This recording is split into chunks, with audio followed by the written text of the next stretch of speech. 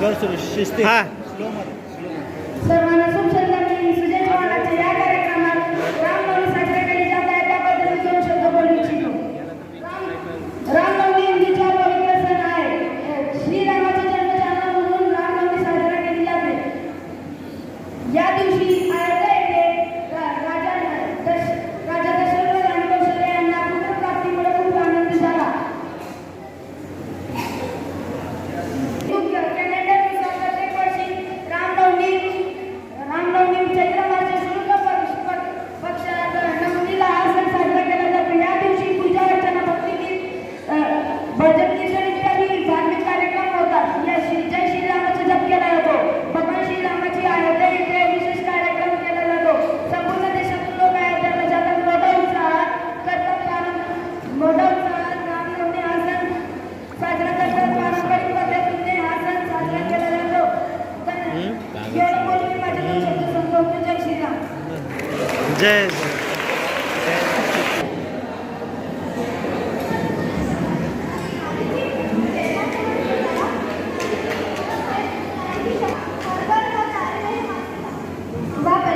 क्या खूब बात कही है तुमने. अब मैं सीख की छात्रा प्रारंभ प्रस्तुत करने के लिए आमंत्रित करती हूँ. प्रारंभ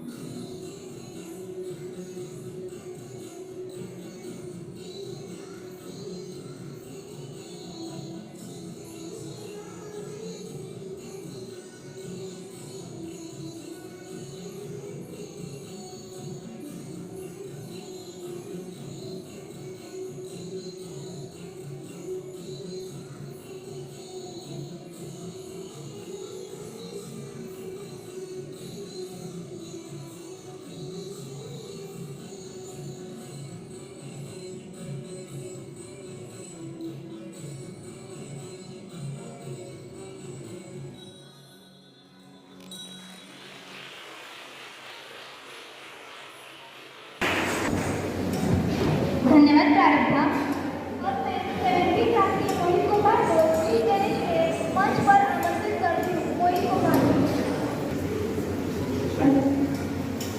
प्रभु रामचंद्राची सत्यक्षता, मातृभक्ती, मर्यादा पुरुषसत्ता आणि राजेशाही सुख समृद्धी आरोग्यता या चैत्र नवमीच्या शुभ दिनी श्री प्रभू श्री रामचंद्राच्या कृपेने आपल्या आयुष्यात आनंद येवो ही प्रार्थना प्रभू श्री आम्हाला करतो व आपल्या सर्वांना रामनवमीच्या हार्दिक हार्दिक शुभेच्छा. सर्वप्रथम मी आदरणीय प्राचार्य महोदय सुंदर वर्ग व मला भाषण देण्याची संधी देणारे श्री प्रमोद कुलकर्णी सर यांचे मनपूर्वक आभार मानतो व दुर्जनाचा नाश करून कुशल आदर्श प्रस्थापित करणारे मर्यादा पुरुषोत्तम श्री रामचंद्र यांना वंदन करतो व आपल्या भाषणाला सुरुवात करतो. प्रभू श्री राम यांचा जन्म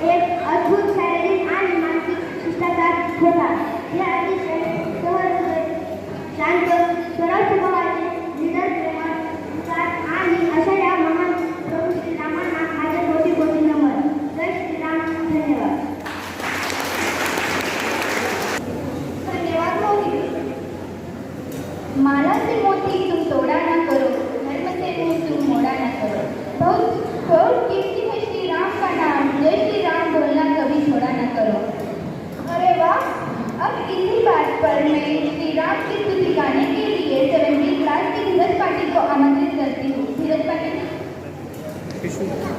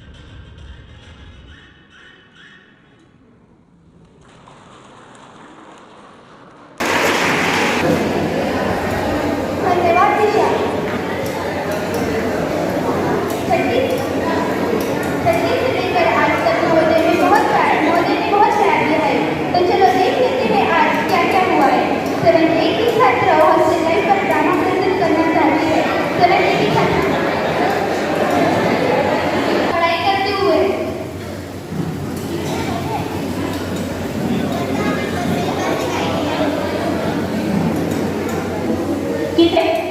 पता नहीं, पर मेरे पास एक आइडिया है। क्या? ये पत्थर ले और ये सामने वाला हाउस है ना, उस पे मक्के मार। पर क्यों?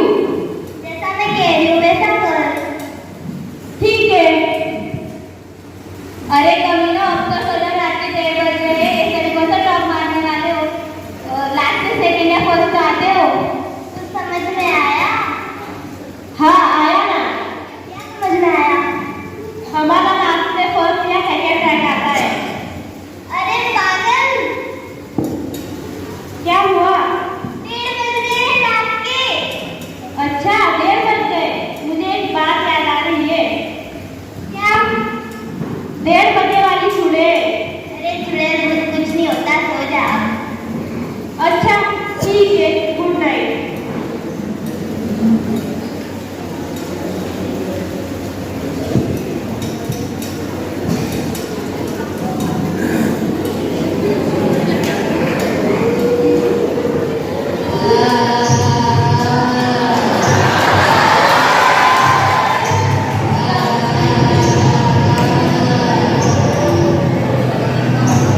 कभी लॉली को 3 बजे जाग आती है। कौन है? मैं तुम्हारी दादी हूँ। दादी?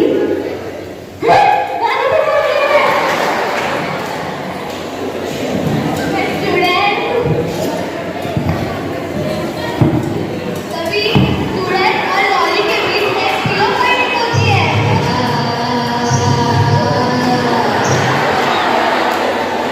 और चुड़ैल हारकर चली जाती है। कभी नीली को जाग आती है 5 बजे। अरे अरे ना, उस दिन उनका एनुअल पेपर होता है।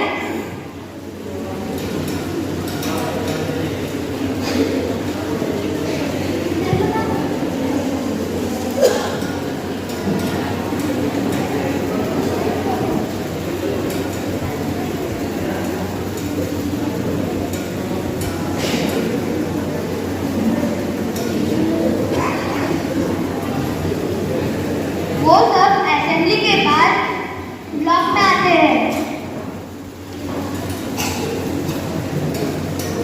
श्रुति मैम होती है।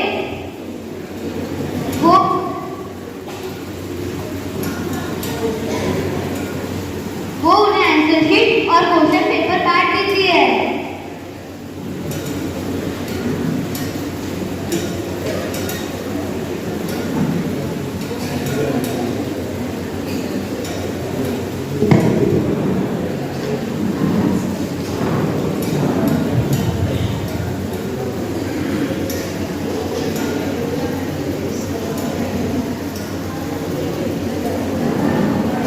कुछ देर बाद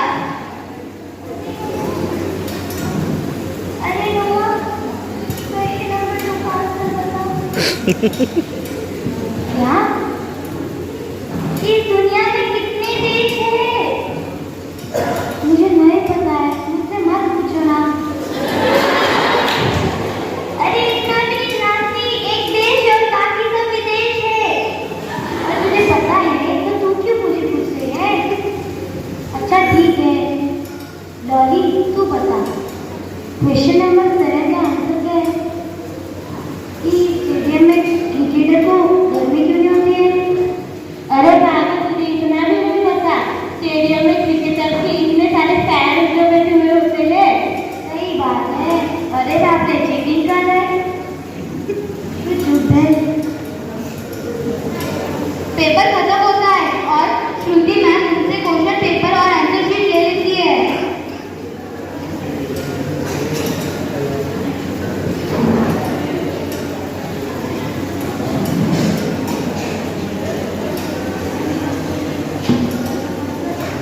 तुम सब जा सकते हो और पेपर खत्म होता है।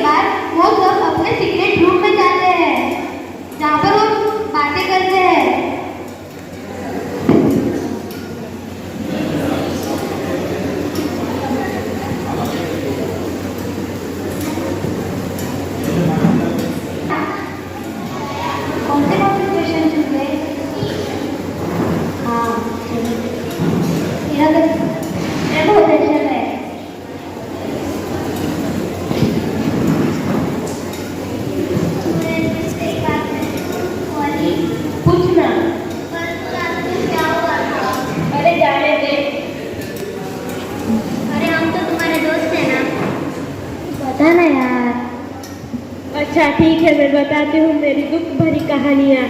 क्या बताऊँ यार, मैं जब परसों रात को सोई हुई थी तब मेरे पास एक चुड़ैल आकर बैठ गई। मैंने उससे पूछा कि कौन है, तो वो बोली तुम्हारी दादी। फिर मुझे याद आया कि दादी तो चल बसी है।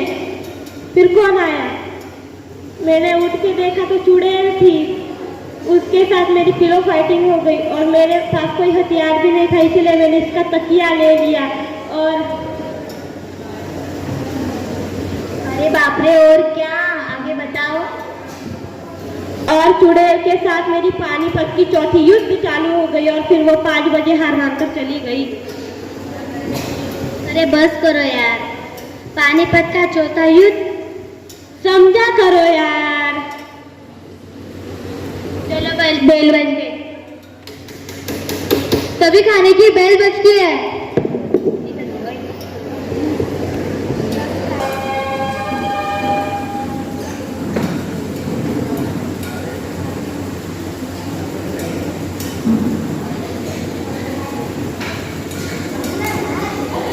अरे ठीक से तो खड़े हो जा। और कितना खाएगी?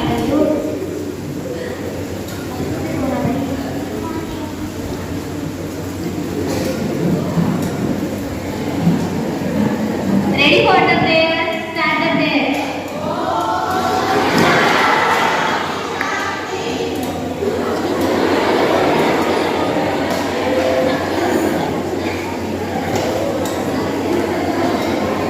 उनका खाना खत्म होता है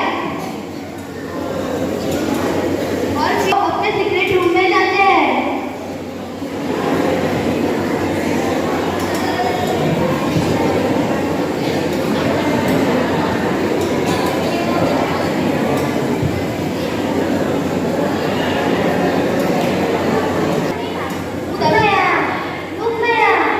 तभी परी उठकर चली जाती है। चलो हमारी साइड।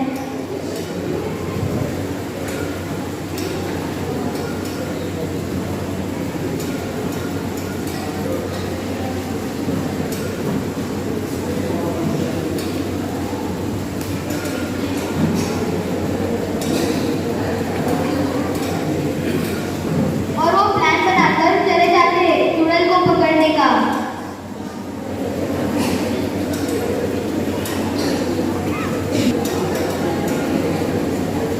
सब सो जाते हैं।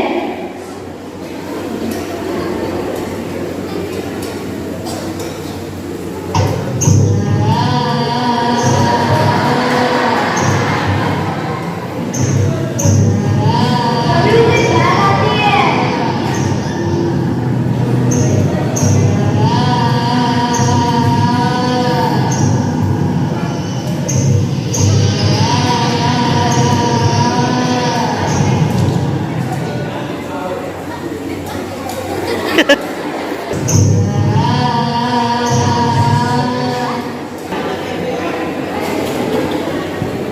चुड़ैल, तूने किसी को कभी हंसते हुए देखा है? देखा है ना? कैसे? देखा है? फिर देख।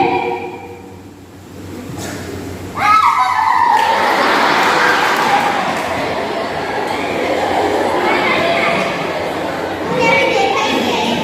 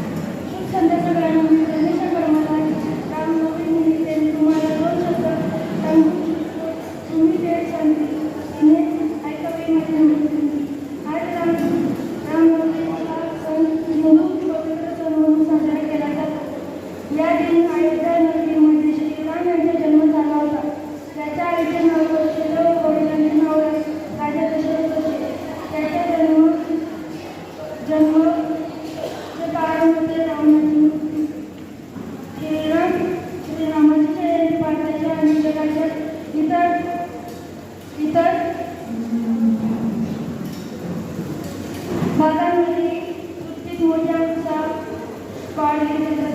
दररोज करुणा आणि न्याय नमुना म्हणून ओळखलेल्या जाणाऱ्या भगवान रामाच्या जन्म समर्पण म्हणून या उत्सवात विशेष कर्तव्य आहे. एवढे बोलून मी माझे 2 शब्द संपवतो. जय श्रीराम.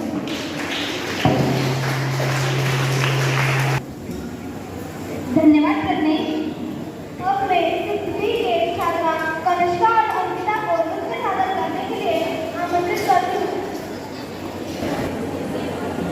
धन्यवाद कनिष्का और अंकिता. राम न जाने हिंदू क्या, राम न जाने मुस्लिम. राम तो सुनते हैं उन भक्तों की जिनके कर्म में धर्म है, जिनके वाणी में सत्य है, जिनके कथन से कोई दिल न दुखे, जिनके जीवन में पाप न बचे, जो सत्मार्ग पे चलते हैं. राम तो बस उसमें ही मिलते हैं. अब मैं आदरणीय गोस्वामी सर को स्पीच देने के लिए स्टेज पर आमंत्रित करना चाहती हूँ.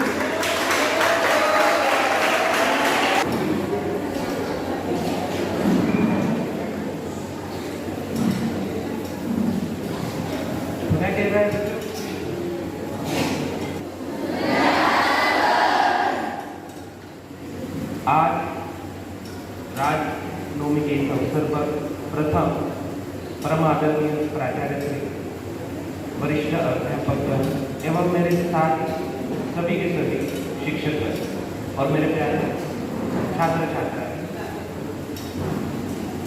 आज संपूर्ण भारतवर्ष में रामनवमी का त्योहार बड़े धूमधाम से मनाया जा रहा है.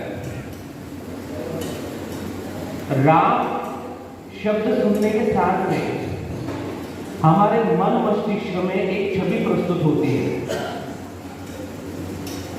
हिंदू समाज में और खासकर छोटे बच्चों से, जब वो बचपन में छोटे होते हैं तब से ही उन्हें राम के बारे में बताया जाता है, कहानी में, किस्सों में, और वही मानसिकता धीरे धीरे बढ़ते बढ़ते राम का एक आदर्श स्वरूप सभी बच्चों के मन मस्तिष्क में बस जाता है. अब राम को ही क्यों प्रस्तुत किया जाता है मर्यादा पुरुषोत्तम के रूप में? भगवान श्री कृष्ण भी है, अन्य बहुत सारे देवी देवता हैं, लेकिन जब राम की हम बात करते हैं उनके साथ 3 विशेषण जुड़े हुए हैं: मर्यादा, पुरुषोत्तम और श्री. ये 3 विशेषण राम की महिमा को आगे बढ़ाते हैं. मर्यादा शब्द का अर्थ पहले हमें समझ लेना होगा. मर्यादा यानी बड़ों का आदर करने वाला, मर्यादा यानी शिष्टता दिखाने वाला, वो राम के आचरण में हमें देखने को मिलता है. पुरुषोत्तम, पुरुषोत्तम शब्द को अगर हम समझेंगे, जो पुरुषों में उत्तम है उसे क्या कहते हैं बच्चों? पुरुषोत्तम. सभी पुरुषों में जो उत्तम थे वो थे राम. अपने व्यवहार से राम का संपूर्ण जीवन व्यक्ति की व्यक्तिमत्ता में एक चेतन परिवर्तन लाने का एक माध्यम है. और राम का जन्म, जितनी भी हिंदू कथाएं आप देखोगे, भगवान विष्णु के जितने अवतार हैं उन अवतारों में मनुष्य रूप में देवत्व के गुणों के साथ में मनुष्यों को उस राह पर चलाने का एक मार्ग प्रशस्त किया था. ये सारी बातें बचपन से लेकर सामान्य सर्व समाज में प्रस्तुत हुई है. लेकिन आज मैं आपको राम के बारे में कुछ अधिक बताना चाहूंगा. साहित्य का विद्यार्थी होने के साथ में इस क्षेत्र में संशोधन भी करता रहता हूं. तो राम का प्रथम उल्लेख साहित्य में हमें देखने को मिलेगा उपनिषद में. कोई बता सकता है कौन से उपनिषद में राम का उल्लेख हुआ है? कोई बच्चा बता सकता है बच्चों? शिक्षकगण, श्वेताश्वेत उपनिषद में प्रथम राम का उल्लेख हुआ है. और हमारे रामायण में जो राम है वो राम और ये राम दोनों ही भिन्न है. अगर कोई आपको पूछ ले भाई राम का उल्लेख कहाँ प्रथम हुआ, तो वो है श्वेताश्वेत उपनिषद में राम का प्रथम उल्लेख. और उनका गुरु शिष्य संवाद में वहां पर वर्णन हुआ है. वो राम और ये राम बहुत भिन्न है. अब किसी भी कथा की रचना जब की जाती है तो कथा के मूल तत्वों के आधार पर राम उस उपनिषद के रचनाकारों ने उनके यथार्थ स्वरूप में एक आदर्श मर्यादा पुरुषोत्तम के गुणों के साथ में जो प्रस्तुत हुई जो कथा है वो सामान्य जनमानस तक सीमित नहीं थी। भारतवर्ष, पहले हमें तो ये समझ लेना होगा कि भारतवर्ष की सीमाएं कितनी थी। आप राम कथा भारत में देखोगे तो मात्र भारत में ही नहीं, बाली, सुमात्रा, जावा, इंडोनेशिया, थाईलैंड, अफगानिस्तान, सारी संकीर्ण क्षेत्रों में आपको रामायण की कथाओं के अवशेष मिल जाएंगे। अवशेष का अर्थ होगा बीज चित्र भी वहां पर प्रस्तुत किए गए हैं। और भारत में ही 300 से अधिक रामायण है। वाल्मीकि कृत रामायण जो हम टीवी पर देखते हैं वो वाल्मीकि कृत रामायण है। गोस्वामी तुलसीदास कृत जो हम रामायण देखते हैं वो अलग है, उसे रामचरितमानस कहते हैं। और तुलसीदास जी ने 30 से अधिक रामायण लिखी थी। अब संयोग की बात यह है कि रहीम जी और तुलसीदास जी समकालीन थे और रहीम जी ने सबसे बढ़िया कृति लिखी थी बरवे नायिका भेद, जिसमें 80 से अधिक नायिका भेद यानी नायिकाओं के प्रकार बताए गए थे। उससे प्रभावित होकर गोस्वामी तुलसीदास जी ने एक ही रात के अंदर, कहा जाता है ग्रंथों में लिखा है, एक रात में बरवे रामायण की रचना की थी और उसके राम श्रृंगार प्रिय राम बताए गए हैं। अब समय के साथ में आप देख रहे हैं, हम आधुनिक युग में आप जब टेलीविजन पर देख रहे हो, फिल्म में देख रहे हो, एक फिल्म बीच में आई थी ओ माय गॉड, ओके देखा है ना बच्चों? तो उसमें श्री कृष्ण के एक रूप को बताया गया है। अक्षय कुमार जी आते हैं, सूट बूट में आते हैं, गाड़ी पर घूमते हैं, बड़ा अच्छा गोगल्स लगाया हुआ है, देखा है ना? तो देवताओं के रूप भी बदल रहे हैं। क्रिएटिविटी अच्छी होती है, लेकिन क्रिएटिविटी हर युग में बदलती रहती है। अब प्रशिष्ट कृति के रूप में जब मैंने तुलना की दो ग्रंथों की, रामायण और महाभारत की, वहां पर मुझे एक समानता दिखाई देगी। कौन सी? वरदान और श्राप। दोनों ही कथाएं बाल महाभारत कथा और बाल रामायण कक्षा 6 और 7 में है। दोनों ही कथाओं में एक सामने हमें यह दिखाई दिया गया कि किसी का वरदान की घटना वो भविष्य में कोई ना कोई एक रूप धारण करती है। किसी के अभिशाप की घटना भविष्य में कोई ना कोई रूप धारण करती है। ऐसी क्रिएटिविटी सिर्फ एक ही लेखक कर सकता है जो सोच एक समान रखता हो। यहाँ पर हमने नाटक प्रस्तुत किया बच्चों ने, ओके, संवादों के साथ में, तो वहां पर जो प्रस्तुति हुई वो उनकी दैनिक जीवन के कुछ अंशों को भी प्रस्तुत कर देती है उनके विचारों के साथ में। वैसे ही उन घटनाओं का जब मैंने अध्ययन किया था मुझे पता चला कि राजा दशरथ ने जब हिरण्य का शिकार किया तो वो तीर किसे लगा था? राजा दशरथ जंगल में शिकार करने गए और वहां पर एक विद्या थी जो एकलव्य के पास मिली थी, शब्द भेदी बाण विद्या। सिर्फ शब्दों को सुनने के बाद में अगर बाण चला दो तो अपने शिकार को लग जाएगा। वो थी शब्द भेदी बाण विद्या, दशरथ के पास में थी और सीधा द्रोणाचार्य को भी ये विद्या पता नहीं थी। एकलव्य ने प्राप्त की थी अकेले अपने गुरु की साधना करते हुए, मूर्ति बना दी और प्रार्थना की गुरु से। गुरु ने कह दिया कि मैं तुझे पढ़ा नहीं सकता। वही दशरथ की विद्या, रामायण की विद्या वही ग्रंथ में हमें प्रस्तुत होगी। उसके साथ में शाप की कथा भी है। दोनों का घटनाक्रम में जोड़ के बता रहा हूं आपको, क्योंकि वाल्मीकि कृत रामायण और उसके बाद के कथाकार वेद व्यास, उन्होंने जो रामायण की रचना की थी वो उसमें साम्य और विषमता में बता सकता हूं। तो वो लगा था, एक पुत्र था, आज्ञाकारी था, माता पिता जी अंध थे और सभी तीर्थ कराते थे। पता है क्या? नहीं, उत्तर में वो तारा हमें दिखाई देता है, अंत में वो तारे के रूप में उत्तर में विद्यमान है आज भी, और उसी के आधार पर हम उत्तर दिशा का पता लगाते हैं। ध्रुव का तारा, हाँ वो था ध्रुव। और वही तीर जब लगता है तो वो तीर लगने के बाद में दशरथ उनके पास जाते हैं, मृग समझकर घोड़े के आवाज से उन्होंने तीर चला दिया और वहां पर उनकी मृत्यु हो गई। अब मृत्यु के साथ में उन्होंने प्रायश्चित किया कि ये मुझसे क्या हो गया, मेरी विद्या का प्रयोग मैंने गलत कर दिया, मैं हिरण का शिकार करने जाता था और हो गया किसी निहत्थे सहाय इंसान का। एक आज्ञा पालक पुत्र का प्रथम उदाहरण हमें वहां पर प्राप्त होता है और वही गुण राम को भी देखने में मिलेगा। कैसे, मैं बताता हूँ। वो आज्ञा पालक पुत्र कहता है कि भले ही मेरी मृत्यु हो जाए लेकिन मेरे माता पिताजी अंध है, उन्हें प्यास लगी है, महाराज मैं आपको क्षमा करता हूँ, आप सिर्फ उन्हें जल पिला दीजिए। दशरथ उनके पास जाते हैं, जल पिलाते हैं। माता पिताजी परसों पहचान लेते हैं कि ये मेरा बेटा नहीं हो सकता। उन्हें पूछते हैं कि मेरा प्रिय बेटा कहाँ है, और दोनों माता पिता पुत्र विलाप में मृत्यु प्राप्त करते हैं और दशरथ को श्राप देते हैं कि जिस प्रकार से हम दोनों विलाप करते हुए अपने पुत्र के लिए मर रहे हैं, उसी प्रकार तू भी अपने पुत्र के विलाप में रोते हुए मृत्यु को प्राप्त करेगा। यही घटनाक्रम जब राम का राज्याभिषेक होने होता है तब कैकेयी को मंथरा भड़काती है और भड़काने के बाद में वहां पर वरदान की बात आती है कि दर्शक ने एक वचन दिया था, एक वरदान दिया था कैकेयी को।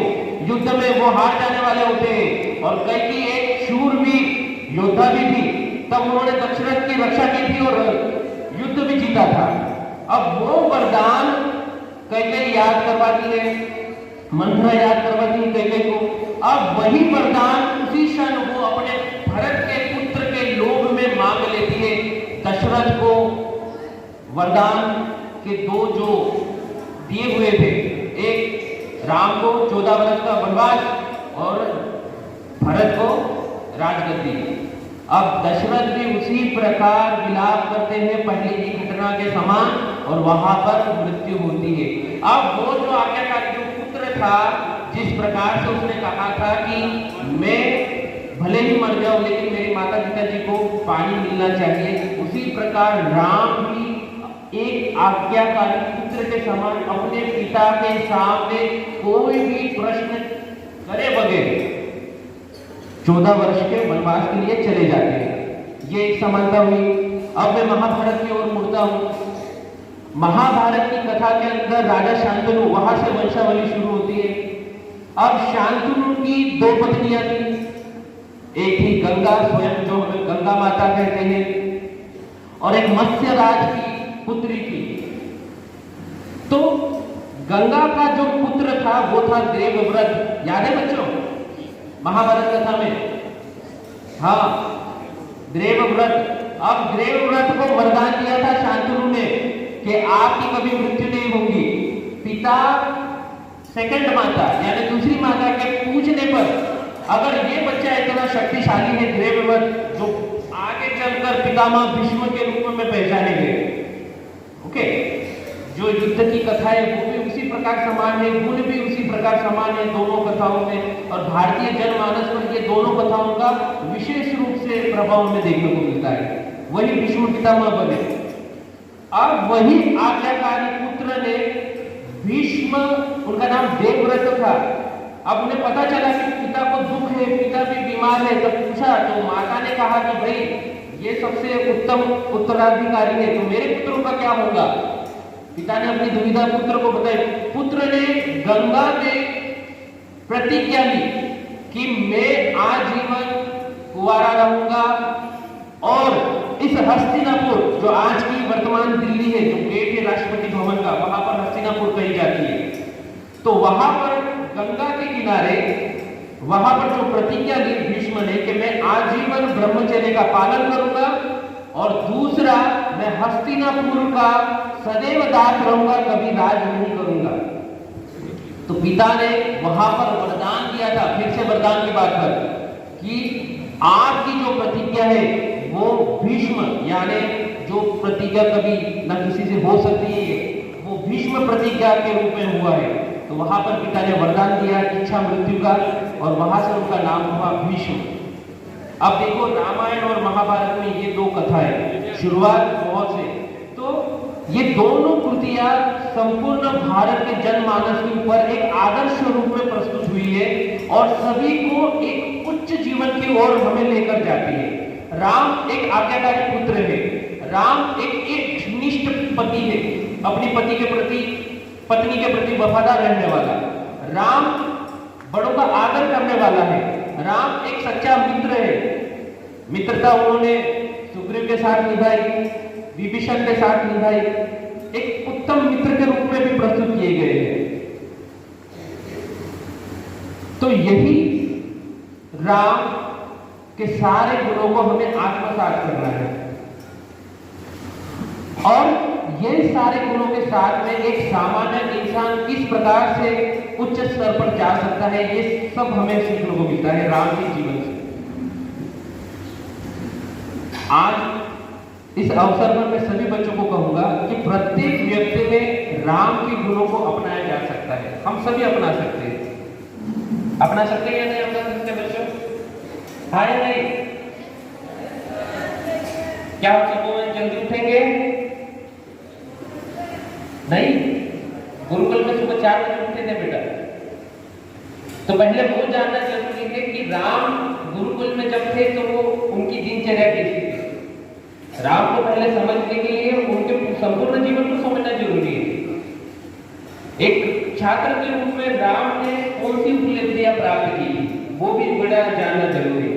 शांतिपनी ऋषि के आश्रम के प्रश्न को बड़ा बारीकी से समझना होगा।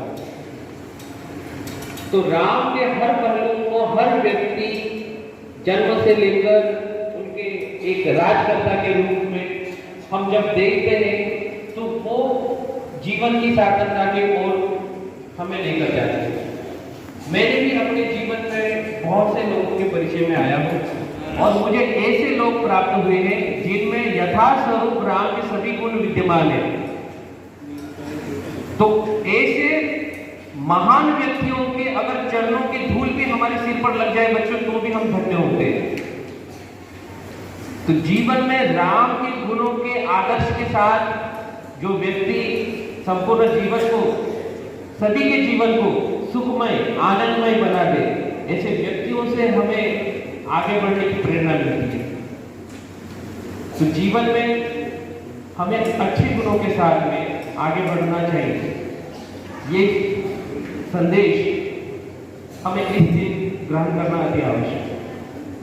राम के बारे में चर्चा करें तो बहुत सी बातें और है बच्चों, लेकिन समय के साथ में चलना भी अति आवश्यक होता है। तो इस रामनवमी पर हम अच्छा संकल्प करते हैं और जीवन को एक सत्यनिष्ठ उच्च स्तरीय जीवन की ओर हम आगे बढ़े, ऐसे सभी की संकल्प और शुभकामना होना चाहिए। इसके साथ मैं अपना वक्तव्य संपूर्ण करता हूँ। अस्तु।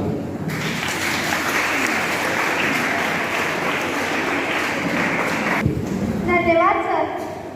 रामनवमी के दिन श्री राम ने लिया था अवतार बुराइयों से लड़ने के लिए, इसलिए इस दिन को सार्थक बनाए, अपने अंदर के अहंकारी रावण को मिटाए। बोलिए मर्यादा पुरुषोत्तम राम की, मर्यादा पुरुषोत्तम राम की। अब मैं आदरणीय सोनम मैम को गिफ्ट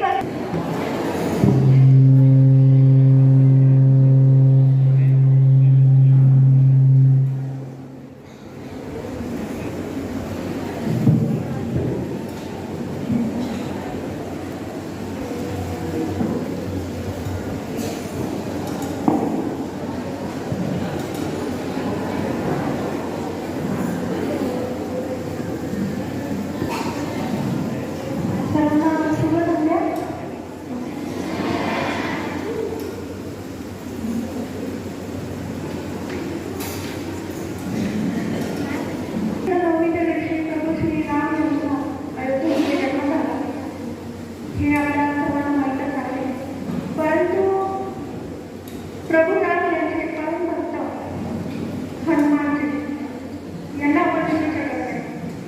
आपल्या सर्व लहान मुलांचे ते आवडते कार्टून आहे. तर प्रभू रामचंद्र यांचे परम भक्त हनुमानजी यांची भक्ती केल्याने सर्व लोकांचे संकट दुःख हे दूर होतात. म्हणून मी आज प्रभू श्रीरामचंद्र यांचे परम भक्त हनुमानजींचा धन्यवाद सादर करतो.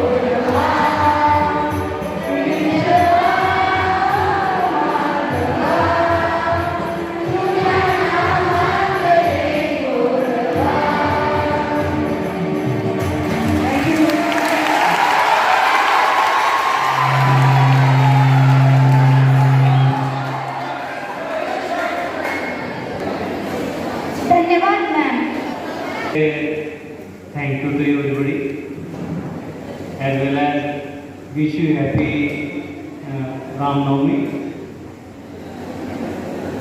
As our principal sir is not feeling well, he has told me to inspire the participants. Therefore, I am here. So the participants, those who participated in the program, they prepared very nicely.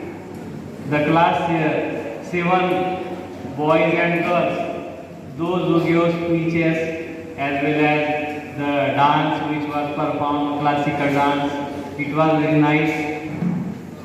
As well as the drama which gave excellent message, and it is related with our Navodaya life, that some mature students used to frighten the other students and how to overcome that terrible situation. So the message was very nice. So the speciality of Navodayans once again emerged here, and within 2-3 days they prepared a very nice program. So on behalf of respected principal sir, on behalf of the staff members, and on behalf of the school administration, I say thank you to everybody. Have a nice day. Thank you.